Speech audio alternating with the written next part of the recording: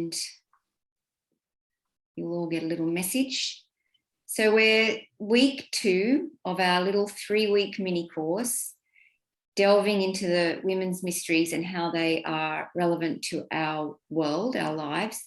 And tonight we're focusing in on the rites of passage. And the reason for that is, did a lot of prep work today, and I was thinking, why? Why do I want to, why is it helpful, or why do I want to share this? And I think it's because I see so many women, especially post-menopause, which I know, Farah, is not where you're at right now, but you will get to one day. And I'll come to the motherhood rite of passage in a moment. But it's really about finding meaning and purpose in one's life. And when you're a mum, your purpose is to raise healthy kids to a large extent. Or if you're in the motherhood phase, then you're birthing things, you're birthing yourself, you're birthing projects, you're birthing businesses, and birthing babies, if you're so fortunate to have that privilege. And when you are no longer in that reproductive phase of your life, there can be an emptiness. And it fascinates me about, the role of the postmenopausal women. And it's not really what I want to talk about tonight, but I do want to talk about the thread of finding one's purpose. And I mean divine purpose.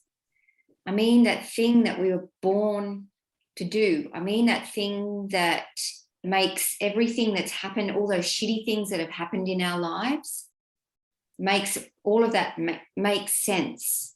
It's like, oh, that's why that horrible thing happened. I was meant to learn this, or I was meant to do that, or I was meant to meet that person, or I was meant to do that course, or whatever.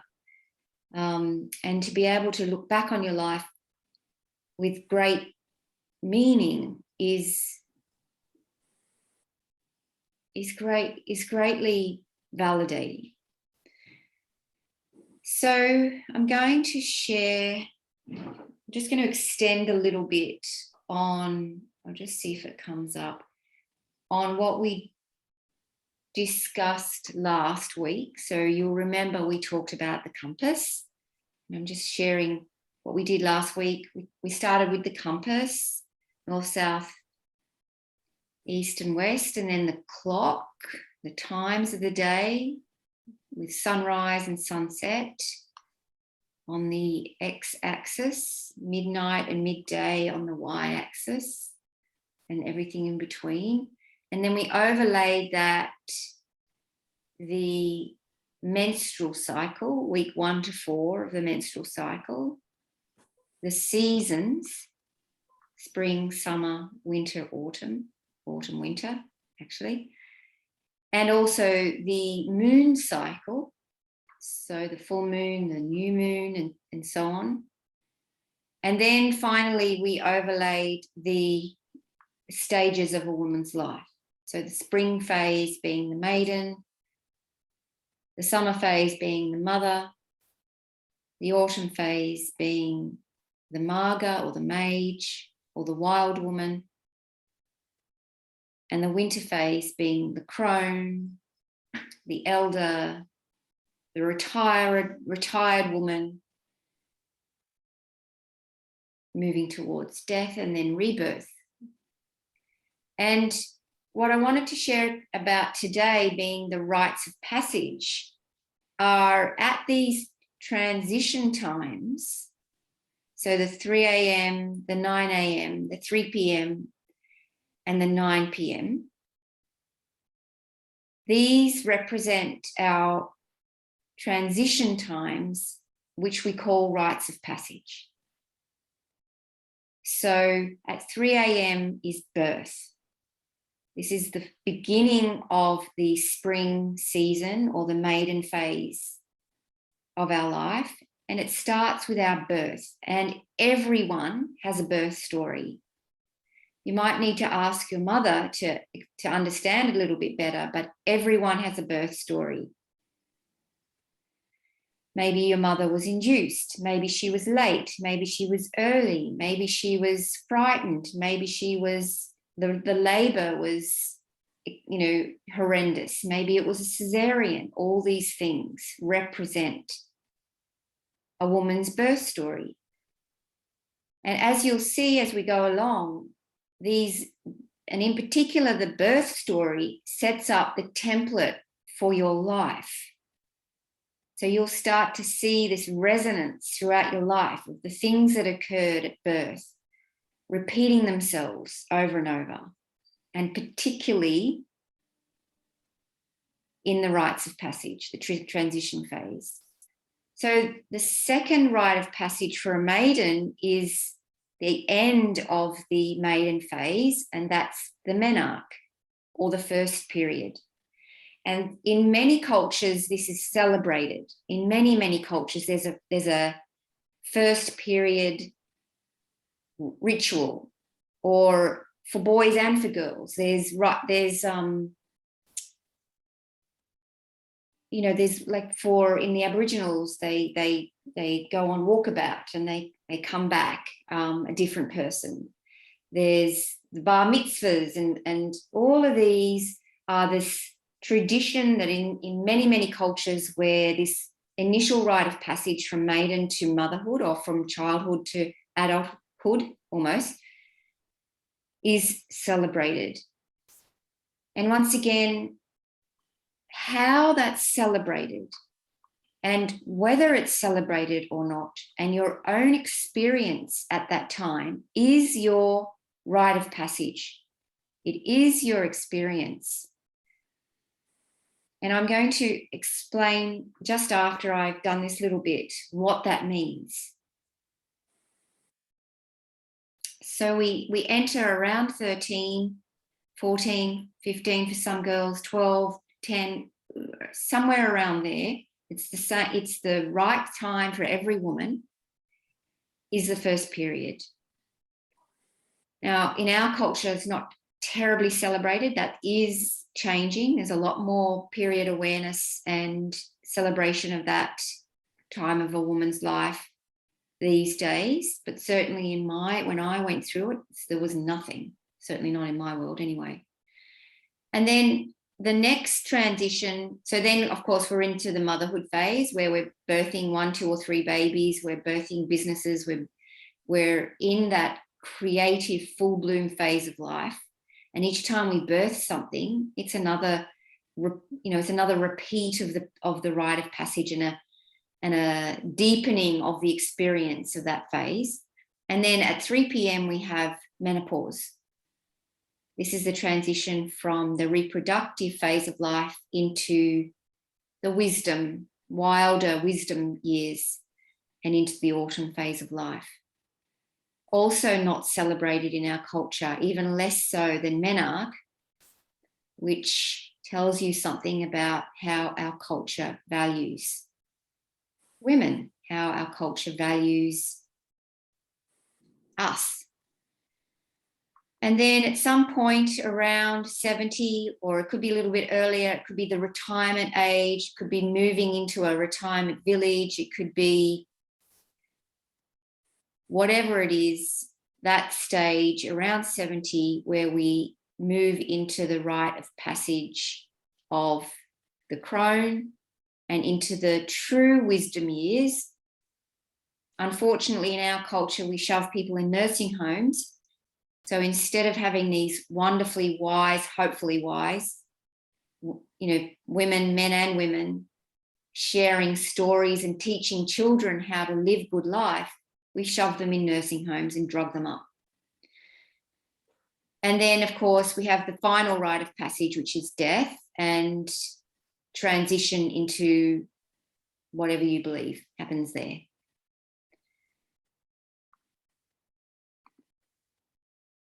Any questions, anything, or any clarifications? I'm just going to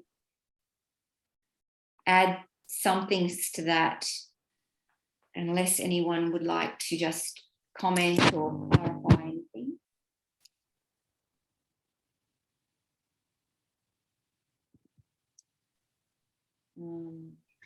What can we do to do celebrations at rites of passages? What sorts of things could or should we be doing or encouraging? Yeah, great question. We'll come back to it though, if that's all right. Sure.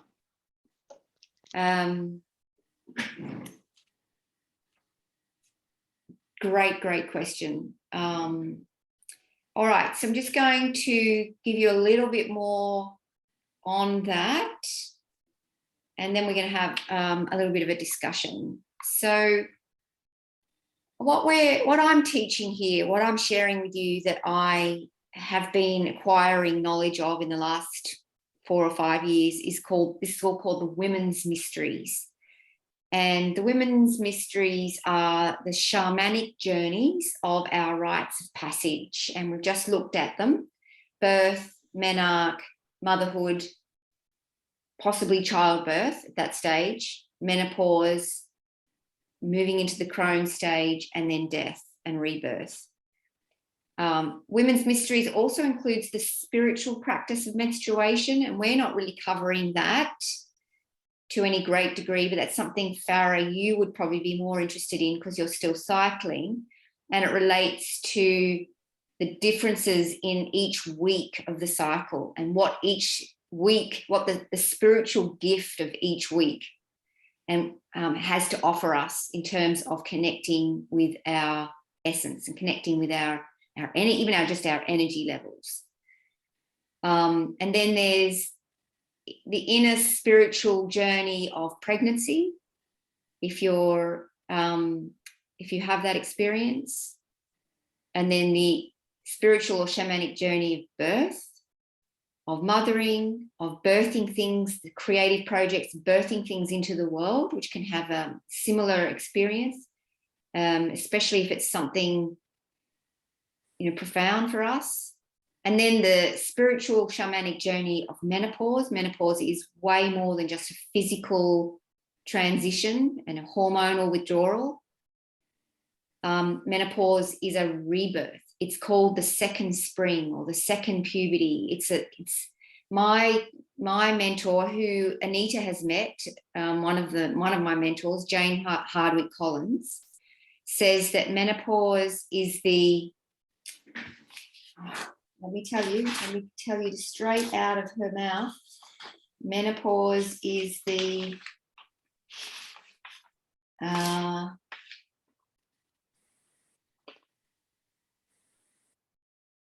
hold that thought. I had it memorized. Menopause. Oh, let me remember it. It's the labor and birth of the wise self. So menopause is the labor and birth of the wise woman. You're birthing yourself into the next phase, and so you are being squeezed through a canal, and it is scary. It is life-threatening. Lots of women don't make it. Actually, you may not know this, but the highest suicide rate for women is aged 45 to 49.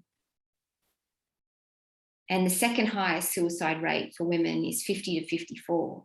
A lot of women do not make it because it's treacherous and it's difficult. And for some women who live through it, they don't come through fully alive either. They're dead inside. They have no purpose. They have nothing to light them up and no opportunity to give back the thing that makes the rest of their life make sense, their spiritual gift, their sacred purpose. So this is what we're learning about. This is what we're talking about. So as we've just seen, each life season ends and begins with a rite of passage or initiation that marks the end of one phase, end of one season and the beginning of the next. And it is a time of transformation. So the woman transforms from one way of being to another, never to return again to the previous life season. And the definition of a rite of passage is that you're going from one state, you start in one state, there's this change, there's this in-between period where you don't belong anywhere. It's called the liminal phase, where you don't belong to the old, you don't belong to the new. It's very disconcerting, very upsetting, very like you're all adrift.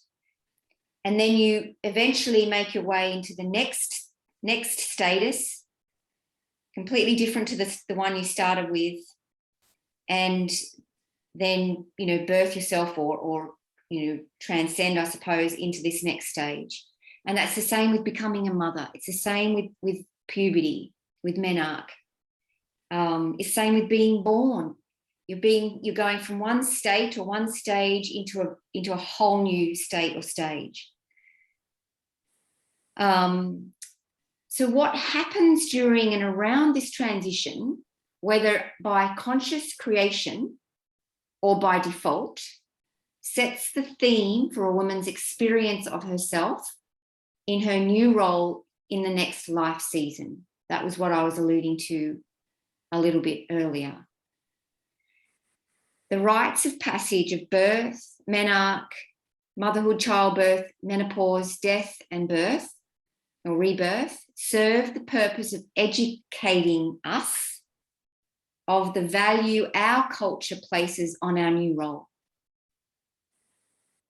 They inform us of our culture's expectations of us in our new role and give us information about how we are to behave. This pertains to the culture at large and the culture within the family and close community. This effect occurs whether we are paying attention to the details of the rite of passage or not. So, birth, for example, has been medicalised. Women are drugged, women are in sanitized position, you know, and for some women, a highly medicalized birth can be an amazing experience. And for some women, a home birth can be completely distressing. So it's not so much about the actual physical choice or the physical environment, but it's all of it leading up to, like in some Asian cultures, the woman with her new baby is allowed to rest for 40 days. The doulas that I know say 40 days for 40 years. And so there's this bonding and resting period of 40 days that the whole village supports by bringing this woman food and care and bathing her and you know, all that loving for 40 days. That's confinement, right? And that teaches that woman that she's valued, that the motherhood role is valued. It's exactly the same as menopause. We go into menopause with no celebration. There's no ritual. There's no, well done, you're becoming this new thing. It's just swept under the carpet. It's numbed, it's medicalized. We do plastic surgery, we do HRT, we avoid it, we run we run away from it. We don't appreciate the gifts of the postmenopausal woman. The same could be said for the puberty and the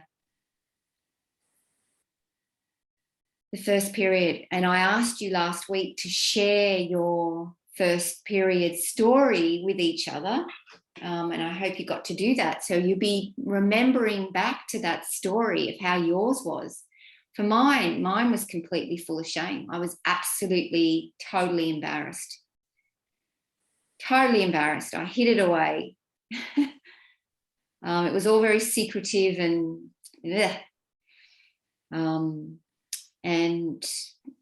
I look back on it with great disappointment, actually. And part of my struggle as an adult has been, and perhaps it's why I'm so vehemently passionate about the menopause phase, because it's my chance to make that to change that. You know, if I could inspire and awaken the 50, 60-year-old woman, they would awaken others, and then, you know, and it would flow from there. So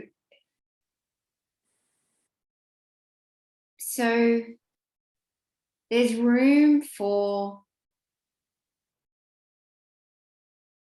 new things to come through. There's room for change in perspective. There's room for us, even, you know, I'm working in this menopausal space, and frequently in mothers as well. I've just attracted recently new mothers. I've got one starting next week, just with a 12-month-old. There's the I'm working with one at the moment. She's also got a 12-month-old. It's such a delight. And I've been doing some visioning work, and realized that I want to work with children. And I mean, I haven't even had a live birth. So it's kind of like, you know, I don't know how to change a nappy, let alone raise a 2-year-old or something. But I can just see somehow, whether I'm collaborating with doulas or working with the grandmothers who are working with the mothers who are working with the children, I don't know. But certainly I feel very protective towards the children. But anyway, just to answer your question, Fiona, and Anita will attest to this because she was there, for my menopausal rite of passage, 12 months after my last period, which is officially menopause, it was the beginning of, well, no, it wasn't the beginning of COVID. I think it was around the time of the bushfires, 2019, you know, when the skies were all filled with smoke. That's when it was supposed to be. It got delayed till December. It was the 6th of December, I think it was. Half the people I invited couldn't come because of the everything, which was very disappointing. But I had this ceremony, and it was called the Harvest Queen ceremony. And I found a lady who is a ceremonial leader, and she ran it. Yia is her name.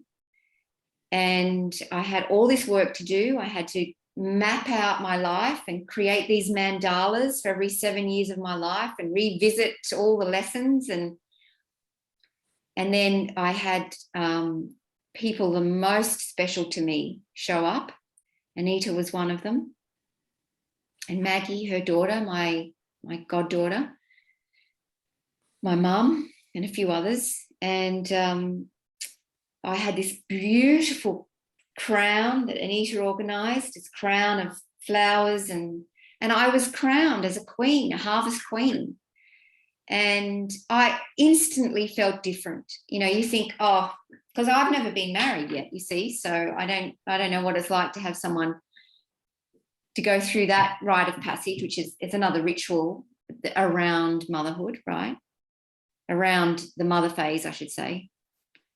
And I felt instantly different. I remember sitting at my table here a few days after to do a video of what had happened, and I felt different. I felt like I'd been initiated into something. And just letting Liz in now. She's been,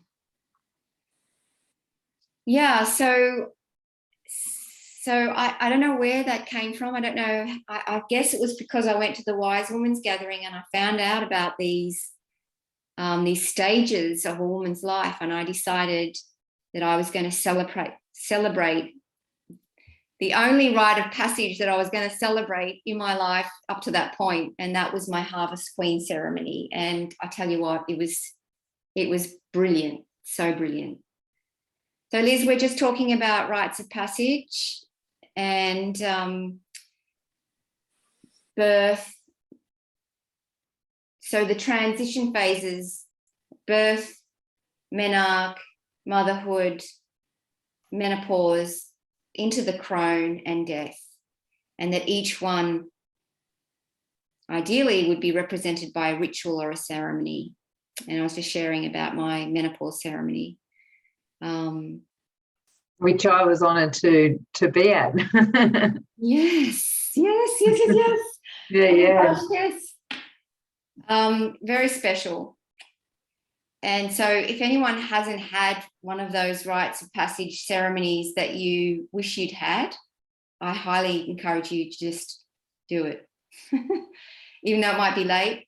I was watching that silly show on Apple TV, I think it was. It's called The Shrink Next Door. And this guy starts seeing a shrink. He must be in his 40s or 50s or something. And his bar mitzvah, it's Jewish, very Jewish. His bar mitzvah was a terrible experience. So he was redoing his bar mitzvah.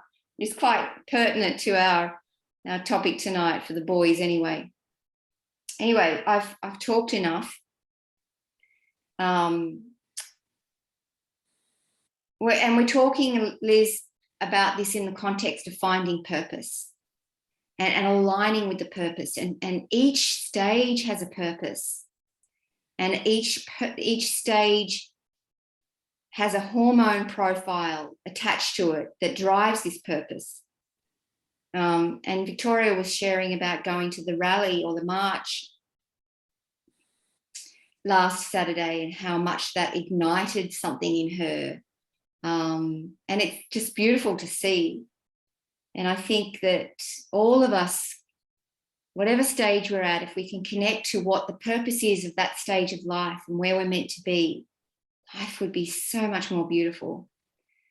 So I wanted to now open up the conversation. I wanted to ask you a couple of questions, contemplation questions, and ask you to share your vulnerability, I guess. Share vulnerably, if you're open to that. Do you feel on purpose in your life? And does that even make sense? You know, is that even clear what that means to you? Would you know it if you were on it? I see it as a line, but I'm sure it's not a line. It's what is it? And what, if you feel like you're getting there, or if you feel like you're not there, or if you feel like you are there, how do you know? What is that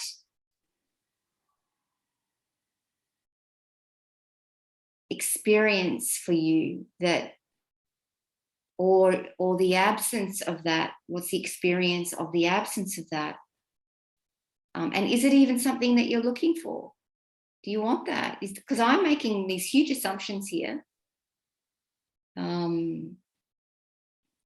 For mine, it's come out in activism, which totally blows my mind.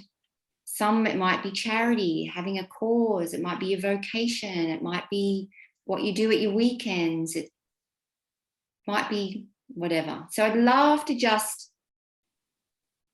I just want us to have a discussion, not go around and share, but I'd like to have a little bit of a discussion. And then maybe we'll go, I haven't decided yet, but maybe we'll go into like pairs or something and share or something. We'll see what comes out, but let's have a discussion, like not a debate, but throw something out there, a concept or an experience, or let's open it up. Well, I had a bit of a moment when you were talking about birth, and how you come into the world is really how you experience the changes or the rites of passage or whatever. And not so much with menarche or with the motherhood thing, but certainly with menopause. I was brought into the world with forceps, so pulling me into the world, and probably kicking and screaming, I would imagine. And that's how I feel. That's how I feel about menopause, kicking and screaming. So do you have a question about that, or a theory that you'd like to propose, or? Not really. I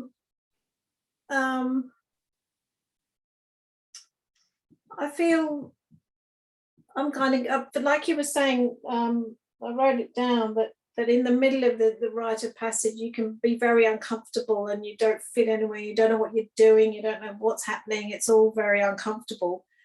And I certainly have felt like that for quite a number of years going through this. I mean, certain things happened to sort of make that even worse, I guess, or whatever.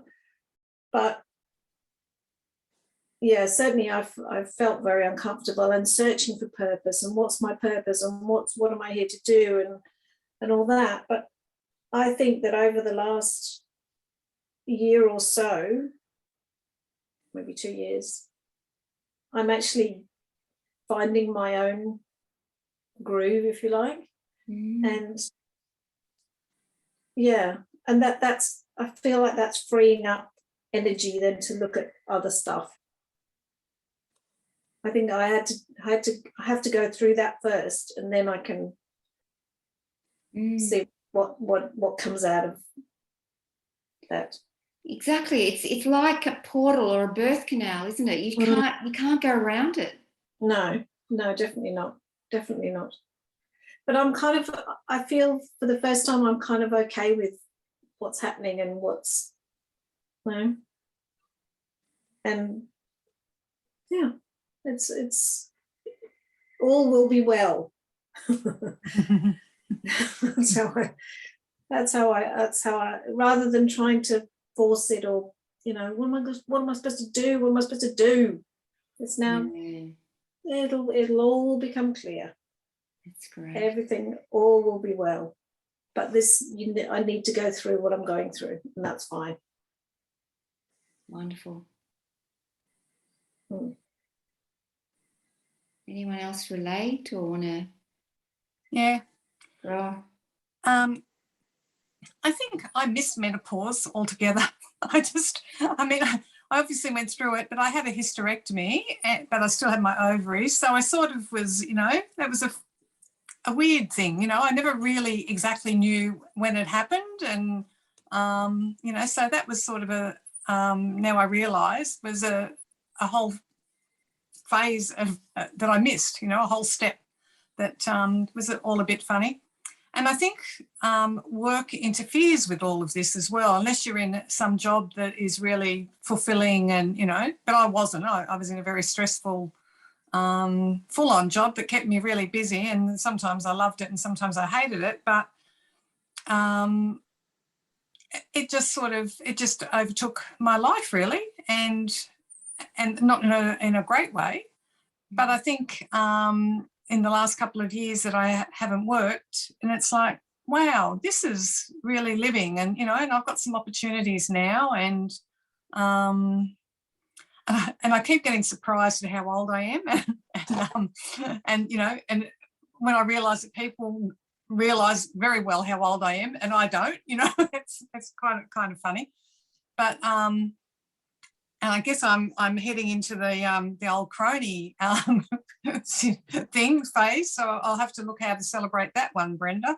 Yeah. But I can see lots of opportunity, and I feel more purposeful now than I can remember feeling for a long, long time. Probably since motherhood, I guess, and raising my daughter. I think now is a wonderful time, and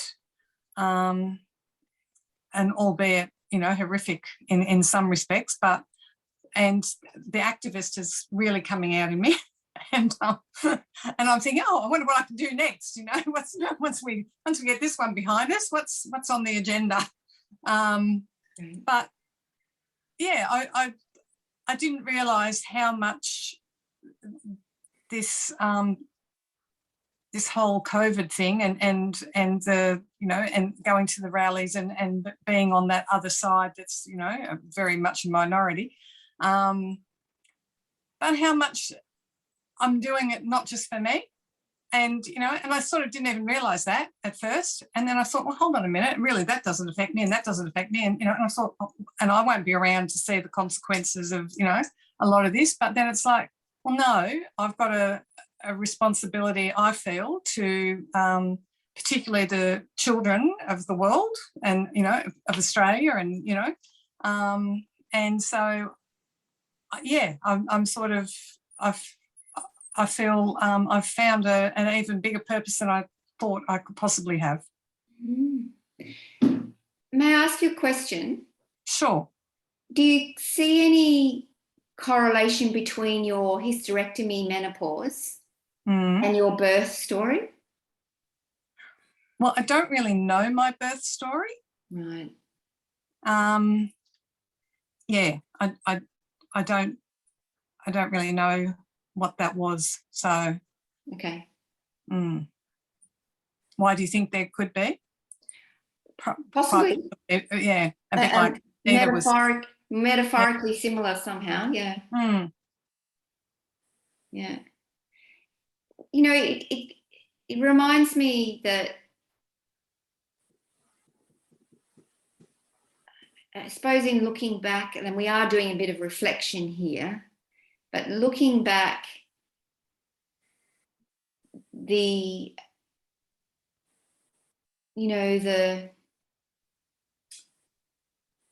what am I trying to say? You know, often our purpose is aligned with what pisses us off. You know, it's the, you know, some kind of injustice that we've experienced that comes through. But anyway, that's Yes, I totally agree with that. You know, and I was actually thinking a little bit earlier, the injustice that I felt I went through, you know, with domestic violence and what I went through. And I'm not blaming my husband, but the system at the time. And I tried to make a difference then. You know, I wrote my story as, you know, the chamber magistrate asked me to, when, you know, I don't know if anything ever happened with that, but I wasn't in a situation to do much about that at the time, you know. And I guess I felt a bit, I don't know, not robbed, but, you know, I wanted to make a difference and I didn't, you know. Yeah, from what I went through and what I learned. Yeah. So it's never over. No, it's not. Have any of you watched the movie, the mini-series Made? Yes. It's brilliant. I highly recommend it. Highly recommend it. Was it Apple or was it Netflix? No, it was Netflix or Stan. Netflix. I think. Netflix. Yeah. So anyone else who would like to just comment, or this is just a discussion, you know, a brainstorm about observations? Liz, did you?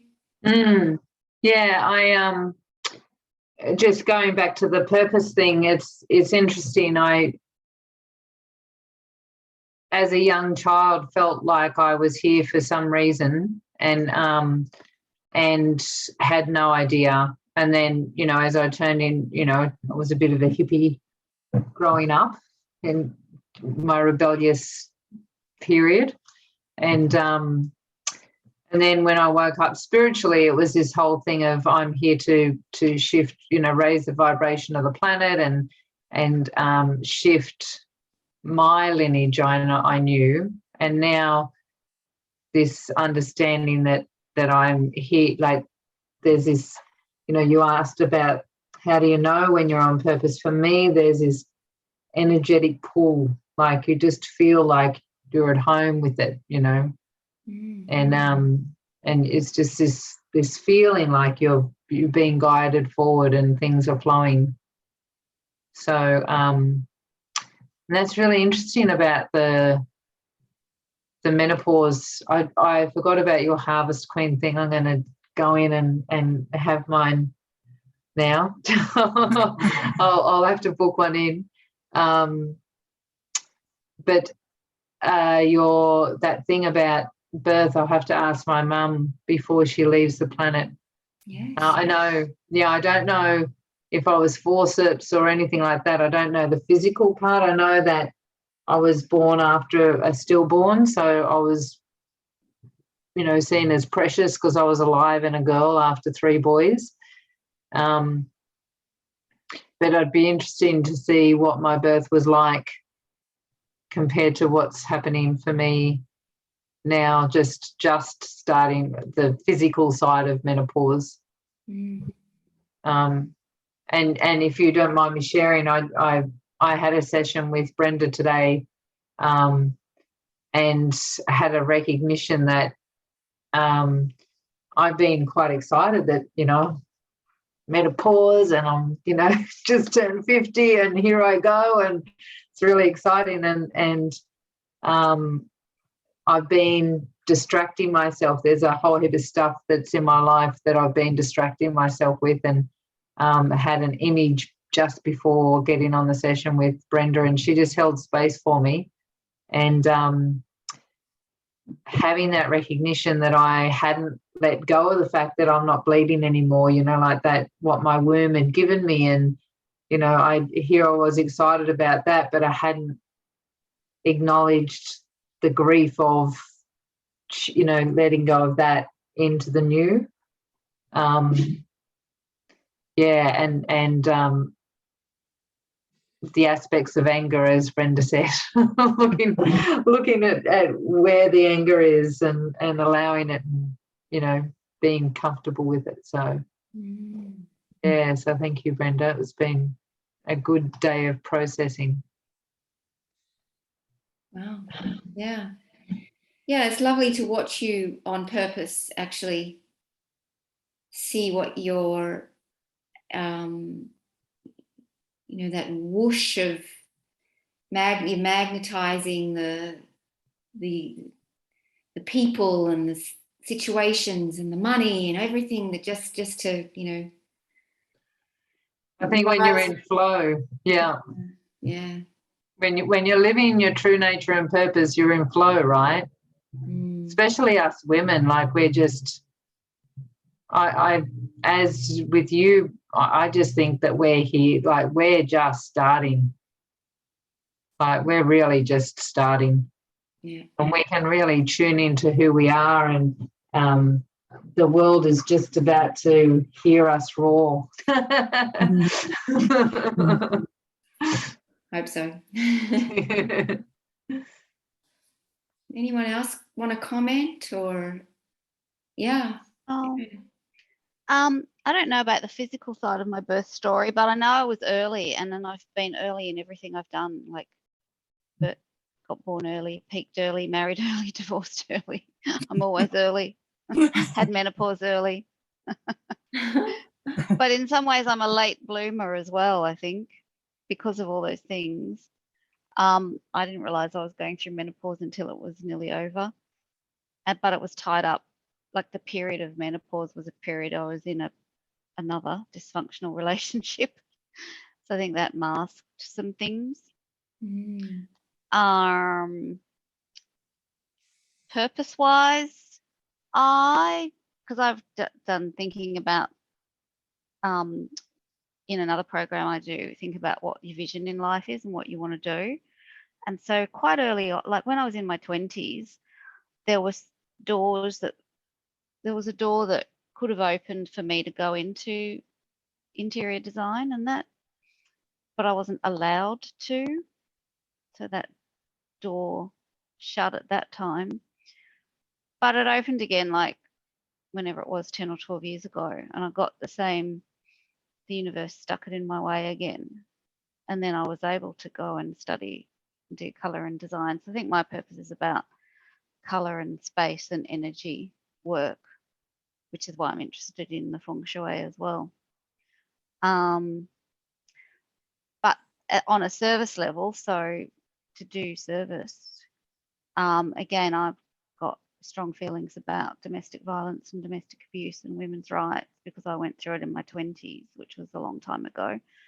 And same thing, system like what you read now and what you went through 30 years ago.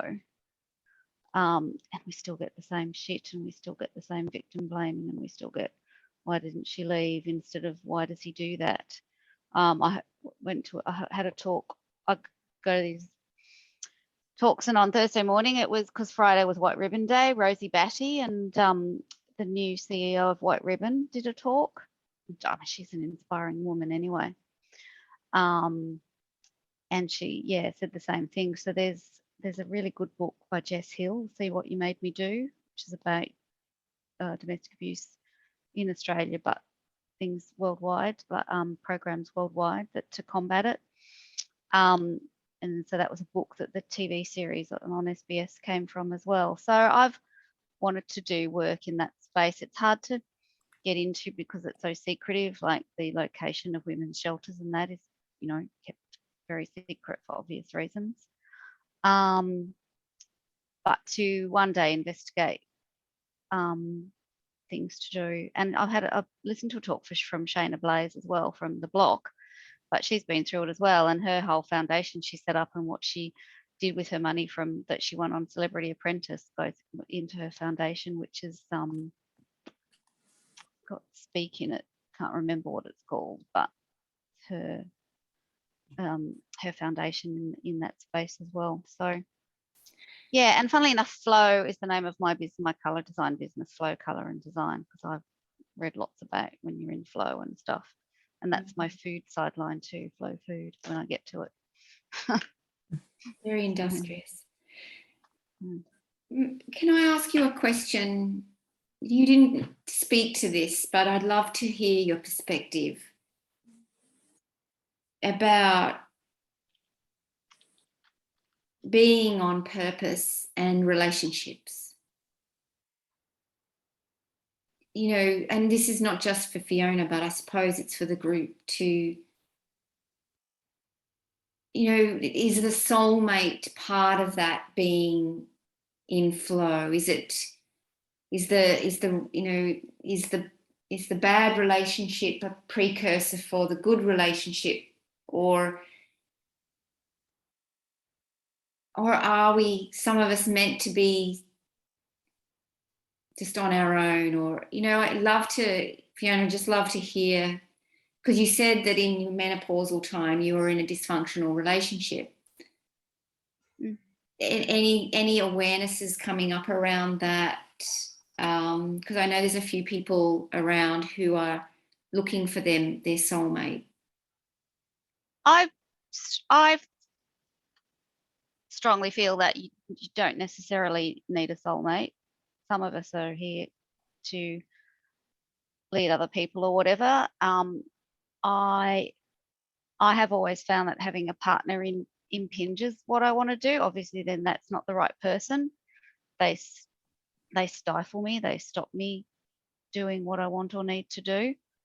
And I've mostly had quite negative experiences, but going through some psych work as well. That's a lot to do with self-esteem and boundaries, and people will treat you as badly as you let them. So I would have to, for me to find someone, I would probably do a lot of therapy at the time to get rid of my old patterns of thinking to attract a different type of person, but I'd have to do a lot of work. But it honestly, every time I have a relationship, it's a fucking drain on me, drain on my energy, drain on what I want to do. It just sucks all the life out of me, and I'm quite happy to not have one. Maybe I'll change in a few years, and when I do more therapy on myself, I'll be more open to it. And that's, I have that blockage and I have to get rid of that blockage, but no, I don't. I'm better off on my own. And do you see any, we're talking about the rite of passage of birth being medicalized, and that the doctors taking over everything, and there's so much birth trauma, and that's our experience of birth. And then menarche, which is coming into being a woman, that's not really celebrated and revered like in some traditional cultures where they all the family comes together, like the Native Americans, all the family comes together and they all celebrate together for 2 or 3 days and all, and then, you know, and being a mother, and then menopause is, there's nothing there. I mean, it really teaches us in our culture that we live in a culture that doesn't really value women, except for maybe adding children to the market economy, you know. So I'm just wondering if there's any, and you don't really have to answer this, it's kind of just a global question about, because we don't step into that beautiful womanhood of valuing ourselves, whether that ultimately impacts our ability to attract a divine masculine partner, or divine, doesn't have to be masculine, but a divine partner, which, by the way, postmenopausally, men become more androgynous, women become more androgynous. So the opportunity for a same-sex relationship is really much greater, you know, that there is even a greater desire for that. And I don't think there's anything wrong with that. In fact, Anita and I are planning to live together when our gentlemen pop off, and and we're gonna hang out, you know. Good So idea. I don't know if we'll have sex or anything, but but you know, you want to experience all parts of yourself, right? When you're exactly. But the desire for company and the loneliness associated with older age. And so just wondering, Fiona, if in the context of what we're talking about tonight, and what's opening up, whether there's any, you see personally any, maybe it was your dad or your mom, like that, you know, that contributed to this experience that you've had. I've done a lot of work. Well, I'm in the process of doing work to uncover all that. And yeah, there's things about my childhood and having parents with very high expectations, and I was pushed into doing stuff academically, not creatively, even though I'm a super creative, but I'm kind of evenly split academically and creatively. There's lots of shit which I've still got to unwrap. It stems from very low self-esteem and feeling unlovable, and so that attracts people that don't love you but abuse you, or and I've just found, like, in the work I do, because I'm in the IT industry, it's just a fucking sexist, misogynistic world and culture. We don't value women, we don't value girls, we denigrate women, we denigrate girls, we denigrate women's bodies, we denigrate women's emotions. We, like, not we, the patriarchal society just denigrates. Look at how women are treated in politics in Canberra. Look at all the fucking abuse that goes on there, and like banging your head against, like, it's everywhere, it's pervasive, and it gives me the shits. And so it's easier to sometimes just not deal with it and just say it's all too hard. Like, I'd really love to take up arms and activism against it. But it sometimes just seems such an insurmountable problem. I can't even deal with my own shit in life. How can I go out into the world and help in any way? I'm also just thinking about, you know, when you look back in the Indigenous cultures and people like the lionesses and the lion, like the lion never was hung out with the pride, right? They all the women all hung out together or hang out together, and the lion's off by himself, and then he's called back in to mate, and you know, he'll I think even the lionesses make the kill most of the time, and then they feed the rest of the pride. So, but Indigenous cultures, a lot of them, the women were in one camp, the men in another. And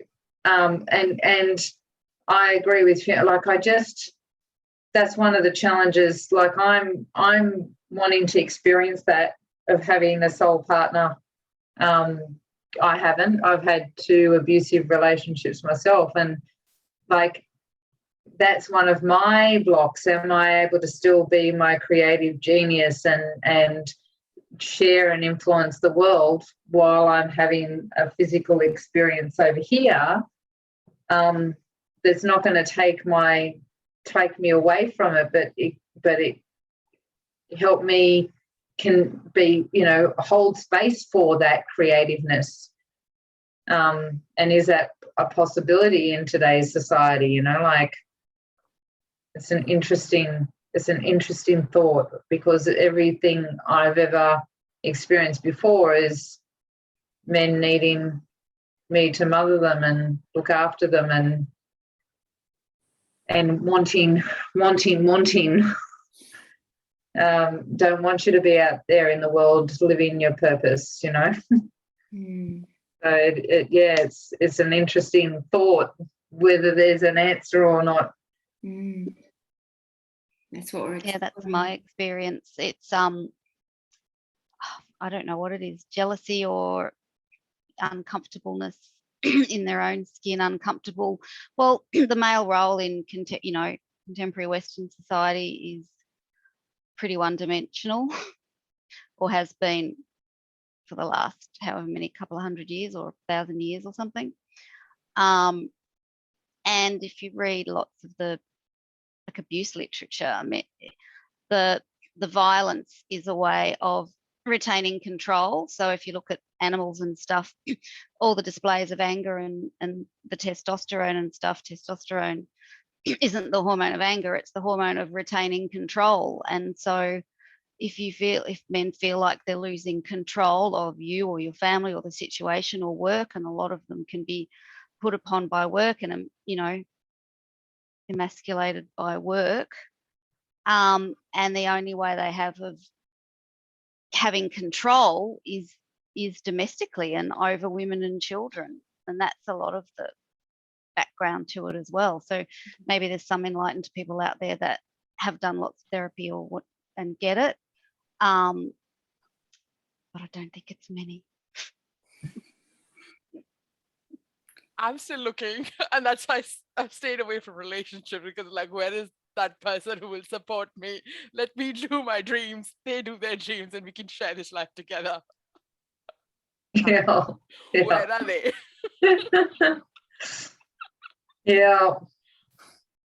So Farah, do you want to, as our token under 40 person, would you like to comment on what's opening up for you in this conversation around your rites of passage, patterns you've seen in your life, challenges, and maybe even starting to see the source of some of those challenges that may have come through in your rites of passage?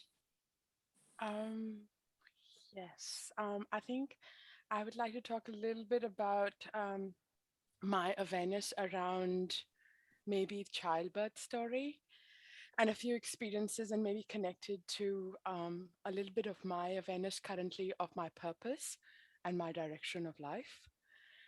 I lost my mom to cancer 18 years ago, and I'm a single child, living halfway across the world from my father. And I've been in Australia for the last 12 years. So losing my mother at the age of 18 or 19 to cancer, I think, is a big part of my journey and my story that defines who I have become or what path I had to take. From my understanding and from the stories my mother told me, and the guilt or the regret I sometimes have of all the things I missed out of, I just had 18 years to kind of soak it up and not have anything after that. So she told me that I was cesarean and big head couldn't come through. But from all the things that I bring awareness to is some level of being too scared to step forward. It's like, ooh, I don't want to go yet. Not my time yet. So I'm definitely a late bloomer and take my time. And it's interesting where definitely the late bloomer, late relationship in life, going through motherhood, but not there yet, no relationship, no motherhood yet. but it's kind of like when menopause hits, will I run out of time? It's like, I'm a late bloomer. Will my body still be a late bloomer, or will it come early? So it kind of clashes of time sort of things. Like mentally and psychologically, I haven't got to that point, but my body's like, time's up. You can't do that anymore, sort of thing. So some of the questions I've been going through about fertility and all of that, and just kind of bringing my body into alignment is some of that sort of thing as well. But I think a couple of years ago, I've been doing a lot of personal development work, and I think I had like an aha moment in 2011 when life came crashing down.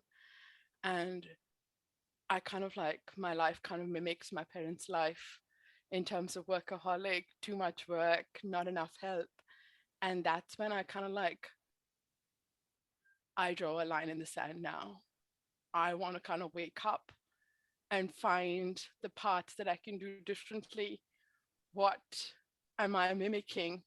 How do I unravel that? And that's been the journey of finding support, psychologists, coaching, spiritual develop, all of that sort of work to find answers to.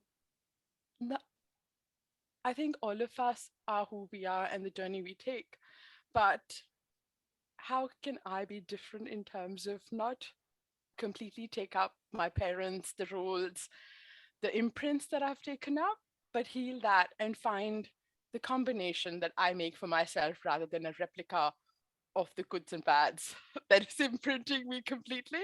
So it's like, I want to do health better. I want to do work-life balance better. I want to do relationships better. Who can I role model? What do I find? So all of the last 6-7 years has been trying to unravel my boxes, Pandora's box, healing that, and just discovering, seeing that. And sometimes looking at the mirror is too scary, too painful, but just trying to be with it. And it's like, okay, it was not perfect. It's still not great. What can I do? How can I be better in this moment? I want to be a better partner, better mother, if I do become a mother. But also, I think through work and stuff, I woke up a couple of years ago of like, work is good. I'm passionate in what I do.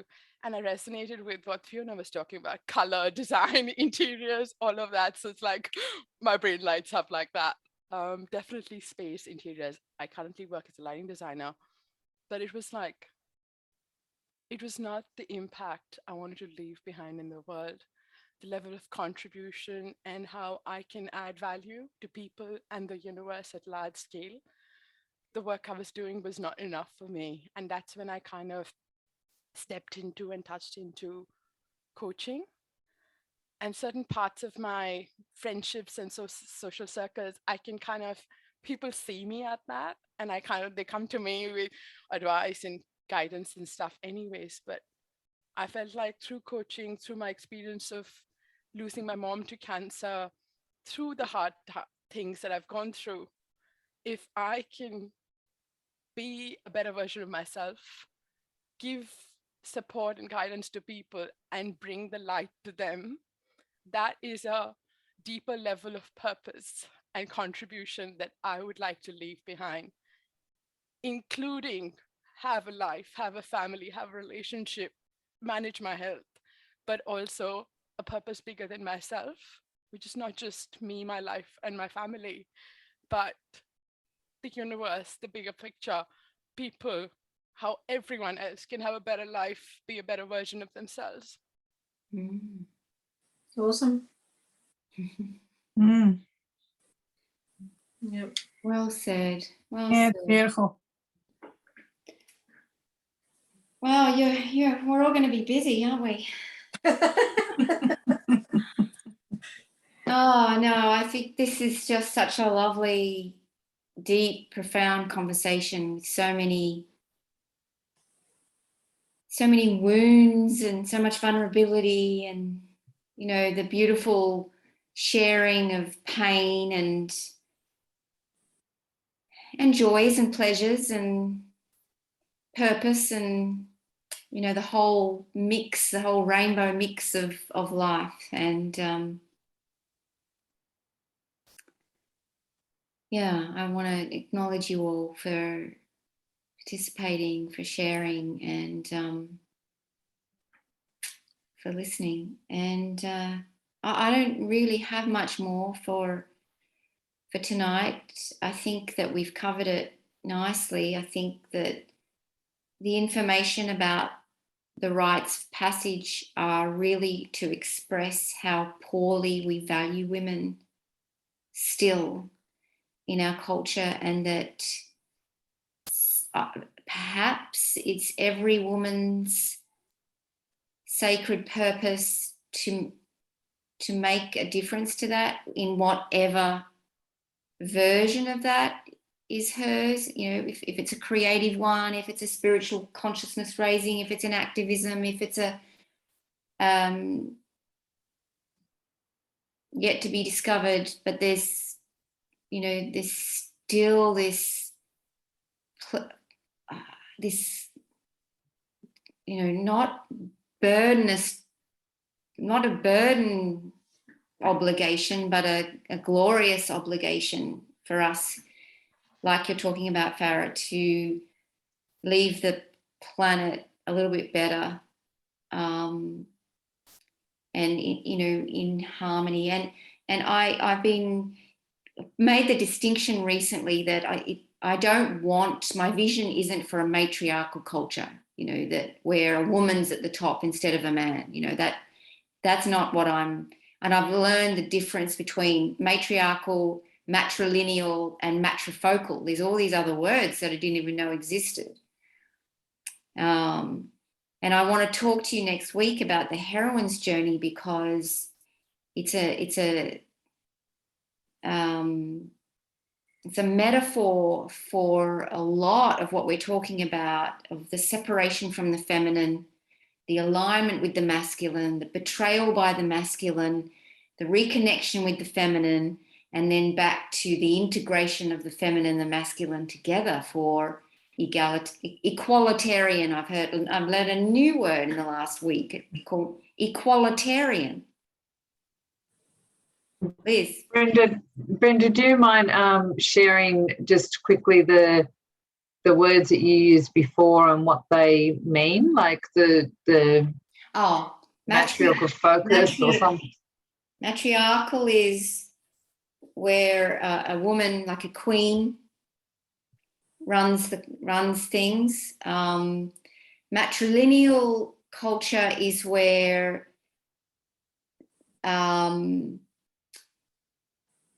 because prior to understanding that men contributed to babies, everything passed down the what's called the red thread, or the female line, the mother line.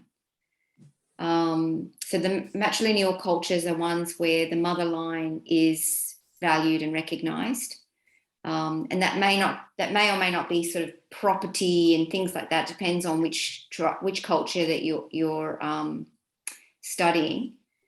And then matrifocal is another thing again, which I'm going to have to research and remind myself of. But men are suffering as well. You know, I think Fiona, you said that they're one-dimensional. That they really are suffering. They're not winning out of a patriarchal culture that's gone, that's on steroids either. You know, the pain in men. You know, we've criminalized masculinity. You know, they're it's not fun for them either. So I think my role in reconnecting with the feminine for men and for women is making a difference. But Anita, you would have a version of whatever contribution, whatever purpose you're meant to do, and same with you, all of you, that we'd heal men and heal women. You know, it's you can't do one without the other, I don't think. You have to, it has to be together. It can't be, because there's this big shift now, obviously, over to the women and the Me Too and all that kind of thing, which is great. But it's got to come back to the middle. And I think Brenda, I think you're right. I think the men just don't know where they fit anymore. They don't know what their roles are or how they're supposed to behave. They because everything they've been brought up with is being turned on its head, and it is a very difficult time for them as well. I think. And I think we've seen tonight that the Me Too movement isn't even enough. There's a long way for us to go for once you start to become aware of the and we'll finish on this because we're getting close, but once you start to awaken to the indoctrinated rape sexism in absolutely everything, from our language to our traditions to our economy, to which actual jobs get paid the most versus which ones don't get paid, which versus calling a man a girl's blouse if he's a pussy, and even the word pussy, it's all this this misogynist, unconscious misogynist and unequal and devaluing, everywhere. So on that positive note, patriarchy supports like the top apex of men, like the A type, and it's even more what's going on in America is funneling the money up to the billionaires. It's protecting, it's that much of male society. So all the rest of men suffer as much as women, and what's happening is frightening. But I read Shayna Blazer's charity is Voice of Change, and it says 1 in 3 Australian women has experienced physical violence since the age of 15. And in this group, it's 50%. And that's even more. So any group of women that you get to, 1 in 3, or in our case.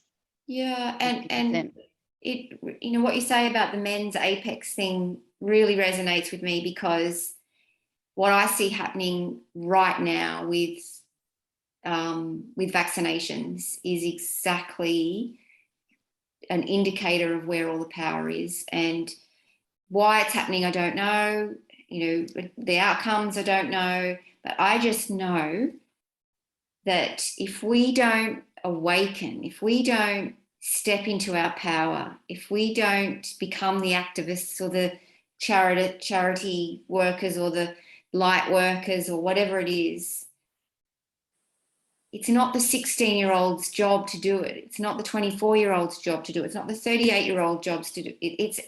It's on our watch that it's happening.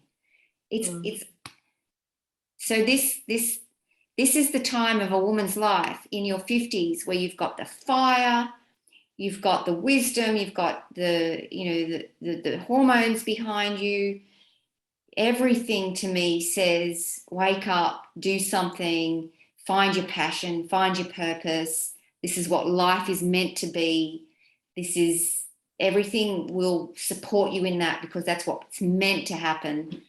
And I think ultimately, just to wrap it up, as my purpose is to create something with this information in it, with the context of a woman finding her purpose, her sacred purpose, so that we can make the world more fair, equal, joyous, whatever. So thank you, ladies. Thank you so much for your attention and your awareness, and I look forward to seeing you next week. We will be discussing the Heroines Journey and all the stuff that goes with it, and reach out if you need anything, if anyone's ever, we're here.